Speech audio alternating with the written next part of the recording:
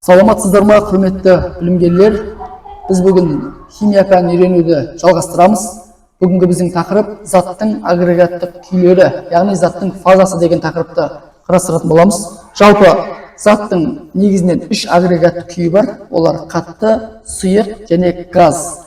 Ал өте сирек кездесетін бұл плазма күйіндегі кездеседі. Бірақ плазма күйіндегі заттарды біз жер бетінде кеңінен қолданбаймыз. Олар өте сирек кездеседі. Мысалы, найзағай немесе аспан денелері, жұлдыз, күндіз деген секілді аспан денелерінің агрегаттық күйі плазма болады. Негізінен жалпы заттардың 3 агрегаттық күйі бар: қатты, сұйық және газ. Және заттардың бір агрегаттық күйден басқа агрегаттық күйге өтуіне температура, қысым, электр тоғы деген секілді сыртқы күштер әсер етеді. Және заттар бір агрегаттық күйден басқа агрегаттық күйге өткен кезде олардың молекулалары өзгеріске ұшырамайды. Яғни көп жағдайда заттардың агрегаттық күйінің өзгеруі ол физикалық құбылыс болып табылады. Соны ескерген дұрыс.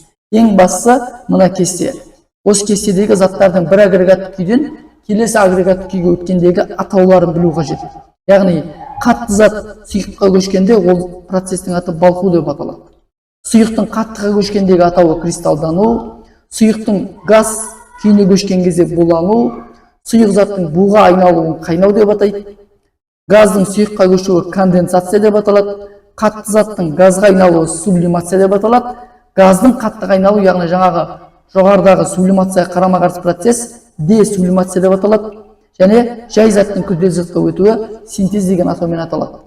Негізгі заттардың агрегаттық күйіне байланысты осы 8 терминді жазып жаттап алыңыздар. Және осы кестеге назар аударып отырып, осы кестені біле отырып, алдағы уақытта сіздер енді химия пәнінен ОБТ-дан таңдап отырсаңыздар, ешбір қиындықсыз осы 8 кестені тақтасаңыздар жауап бере аласыздар.